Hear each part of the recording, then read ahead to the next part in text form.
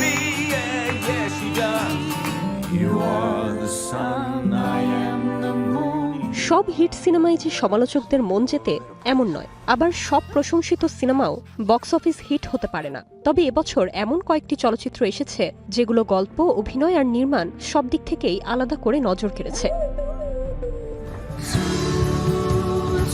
তালিকার প্রথমে রয়েছে সং সাং ব্লু। বাস্তব ঘটনা থেকে অনুপ্রাণিত এই সিনেমায় অভিনয় করেছেন হিউ জ্যাকম্যান এবং কেট হাডসন। নীল ডায়মন্ডের গান গেয়ে জীবন বদলে ফেলার স্বপ্ন দেখা এক দম্পতির গল্প এটি। বড় কোনো আন্তর্জাতিক পুরস্কার না জিতলেও সিনেমাটি বিভিন্ন অ্যাওয়ার্ডে ছিল বেশ আলোচনায়। হাসি, কান্না, ভালোবাসা আর হার না মানা মানুষের গল্প দেখতে চাইলে এই সিনেমা আপনার জন্য। দ্বিতীয় সিনেমা হ্যামনেট। পল মেসকাল ও জেসি বাকলি অভিনীত সিনেমাটি নির্মিত হয়েছে ম্যাগি ও ফ্যারেলের জনপ্রিয় উপন্যাস অবলম্বনে।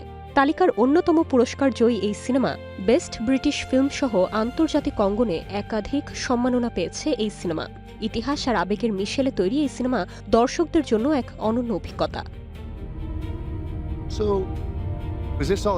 এরপরই রয়েছে 28 Years Later, the bone temple. অভিনয়ে Aaron Taylor Johnson, Jodi Kumar এবং র্যালফ ফাইন্স। ভয়ঙ্কর এক ভাইরাসের প্রাদুর্ভাবের বহু বছর পর বেঁচে থাকার লড়াই নিয়ে এই সিনেমার গল্প।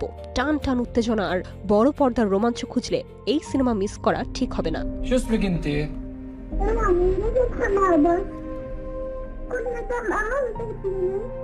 বছরের অন্যতম আলোচিত ও প্রশংসিত সিনেমা দ্য ভয়েস অফ হিন্দ্রাজাব।